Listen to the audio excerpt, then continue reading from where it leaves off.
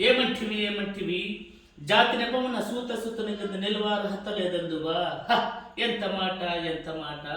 ఇది క్షాత్ర పరీక్షే గాని క్షత్రియ పరీక్ష కాదే. కాదు కాకూడదు. ఇది కుల పరీక్ష ఎందువా. నీ తండ్రి భరద్వాజుని జనన మెట్టిది. అది జుభుక్సాకరమైన నీ సంభవం ఎట్టిది. మట్టి కుండలో పుట్టితివి కదా. నీదియే కులం. ఇంత ఏలా అశ్వత్ పితామహుడు కురుకులరుడైన ఈ శాంతనవుడు శివసముద్రుల భార్యను గంగా గర్భంన జనించలేదా. నాతో చెప్పిందివేమయ్యా. మా వంశమునకు మూల పురుషుడైన వశిష్ఠుడు దేవవేశ్యకు ఉరసి పుత్రుడు కాదా.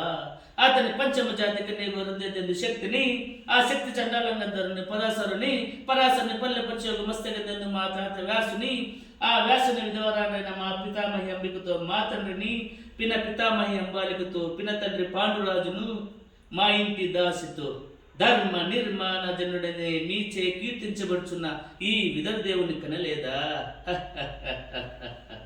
సందర్భాంశాన్ని బట్టి మా క్షేత్ర బీజ ప్రాధములతో సంకరమైన మా కురువంశము ఏనాడు కులహీనమైనది కాగా నేడు కులము కులము అను వ్యర్థవాదములెందులకు